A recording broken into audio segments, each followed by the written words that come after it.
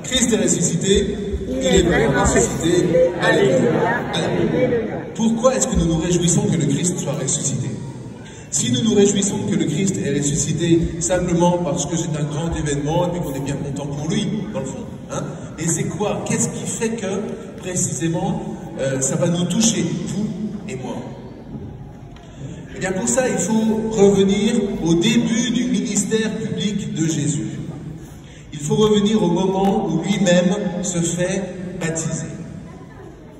Et je vais essayer de vous en parler parce que c'est vrai qu'on peut se poser la question. Nous, on sait pourquoi on est baptisé.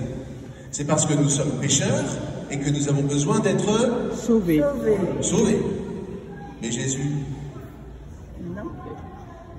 Pourquoi fallait-il que Jésus soit baptisé? Est-ce que quelqu'un a une réponse? Bon, il n'avait pas de péché en lui, voilà, etc., etc. Lorsque le Christ se fait baptiser, il entre dans l'eau du Jourdain.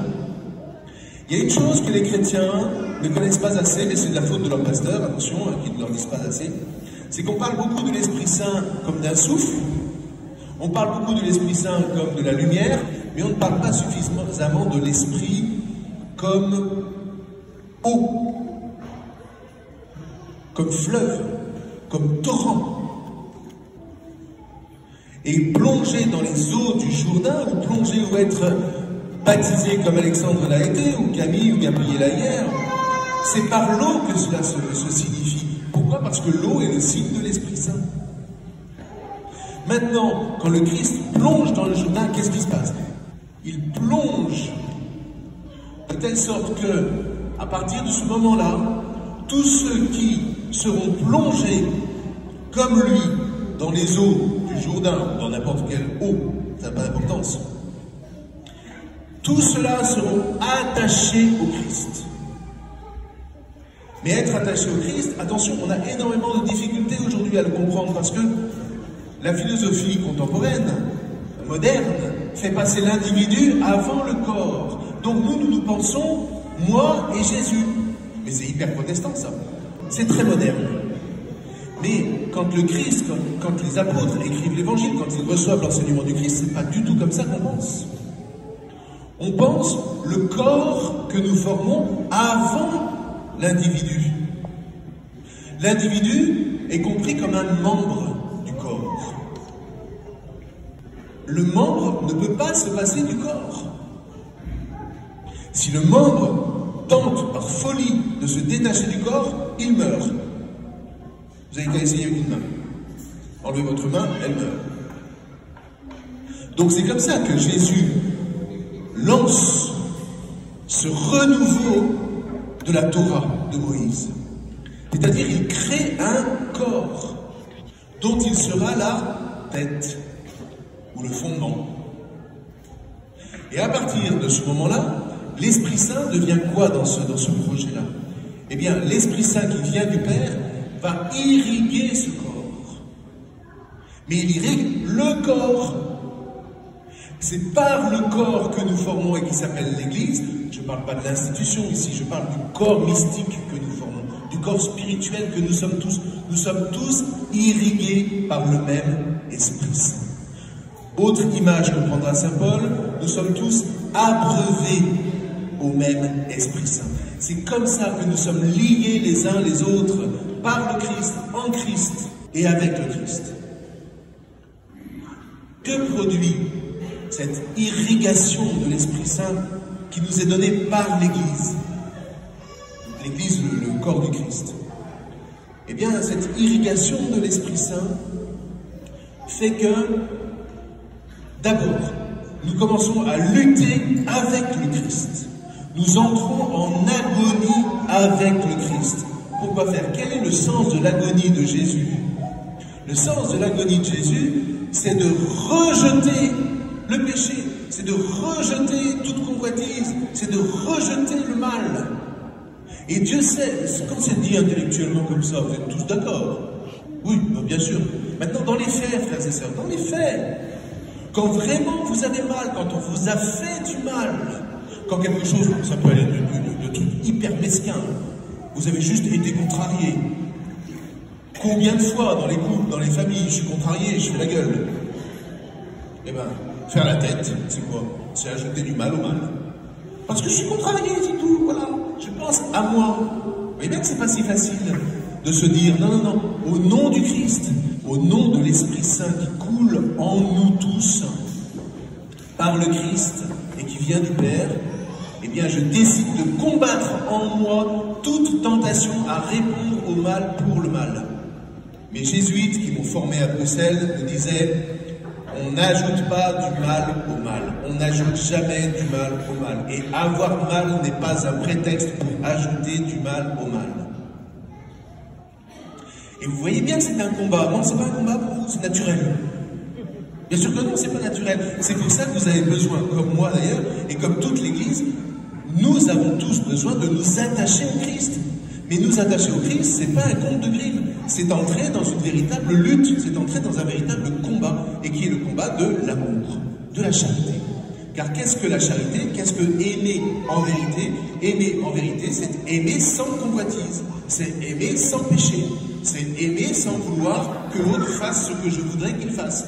Car lorsque j'aime en me disant que l'autre doit faire ce que je veux qu'il fasse, cela s'appelle la perversion. Et c'est un conseiller conjugal de 30 ans d'expérience qui me parle. Non, 30 ans, je l'exagère. Oui, 25 ans.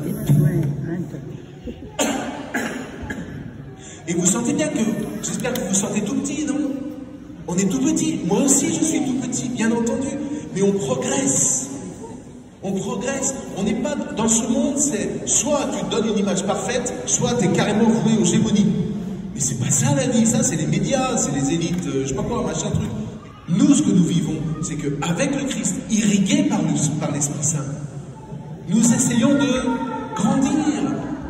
À partir de là, je suis sûr que même si vous y mettez tout votre cœur, etc., et que vous vous confessez régulièrement, parce que la confession, ça aide à avancer, frères et sœurs, et pas une confession tous les ans, hein. Ça suffit pas. Moi, je me confesse tous les 15 jours. Vous allez me dire, mais qu'est-ce qu'il dit? Ben, je suis plus pécheur que vous d'abord. Et puis ensuite, ça veut dire quoi? Ça veut dire que mes confessions sont courtes, mais elles sont très précises. Un exemple. J'imagine que, allez, je me suis pris de bec avec une paroissienne. Ça m'énerve, ça chauffe. Et puis je commence à me dire, alors je lui réponds pourquoi elle m'a dit ça, et puis je vais lui répondre ça, et puis maintenant, oui. Ça vous arrive jamais ça? Voilà. Et puis surtout quand vous prenez la voiture, que vous êtes seul au volant, ah ben ça tourne dans la tête, c'est impressionnant. Sauf que à un moment, alors moi j'ai deux moyens. D'abord j'ai un moyen que je ne vous expliquerai pas, ce serait trop long. Je dis allez, gloire à Dieu, arrête, gloire à Dieu, ça ne sert à rien.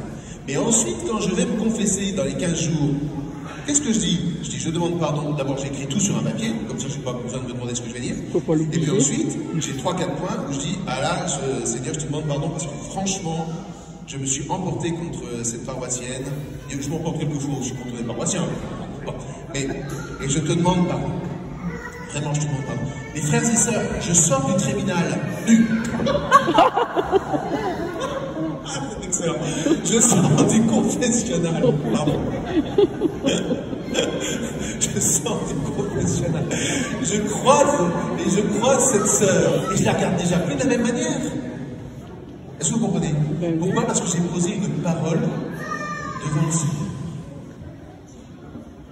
Et du coup, de marche en marche, de saut en saut, parce que c'est un saut qu'il faut faire, eh bien, j'avance. Et il me semble que je grandis. Et que je ne suis pas le prêtre que j'avais rêvé d'être quand j'étais jeune, il y a bien longtemps maintenant, plus de 30 ans. Mais je suis bien mieux. Pourquoi? Parce que je me suis frotté.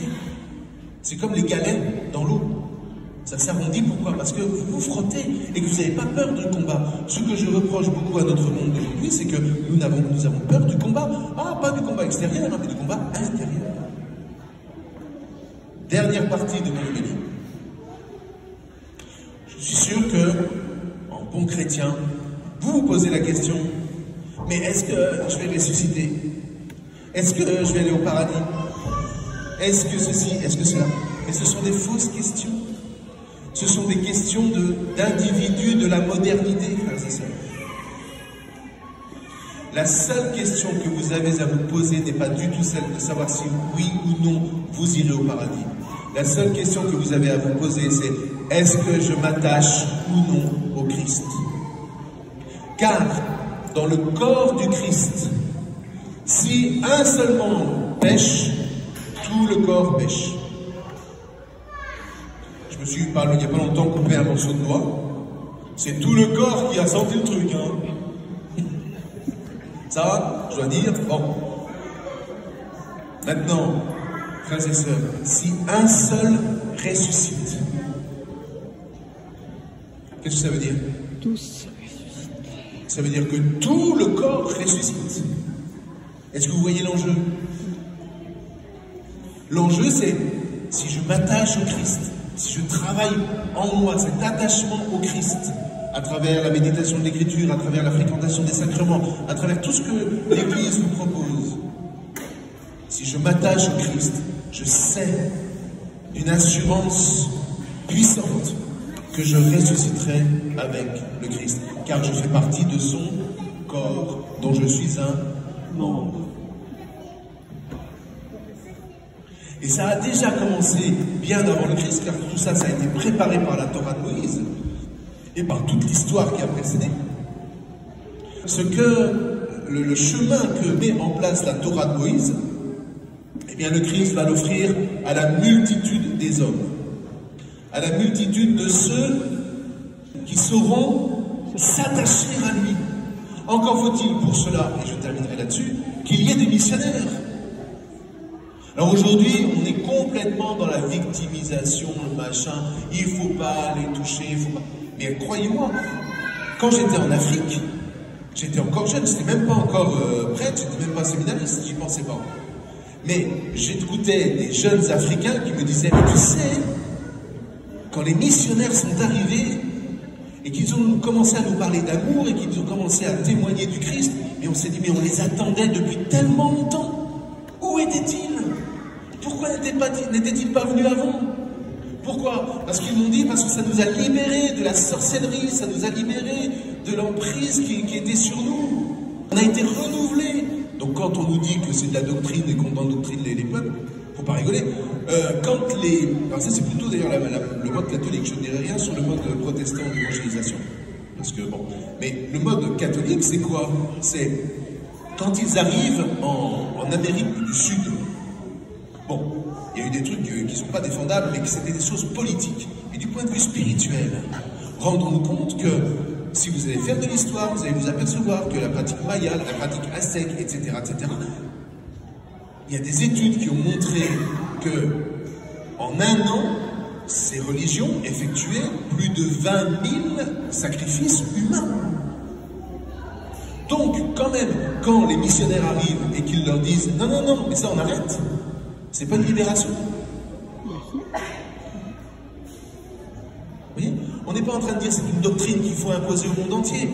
On est en train de dire que ce qui donne la valeur de l'existence, c'est de donner sa vie. Ce qui donne la vraie valeur de l'existence, c'est la charité, c'est le combat contre la convoitise.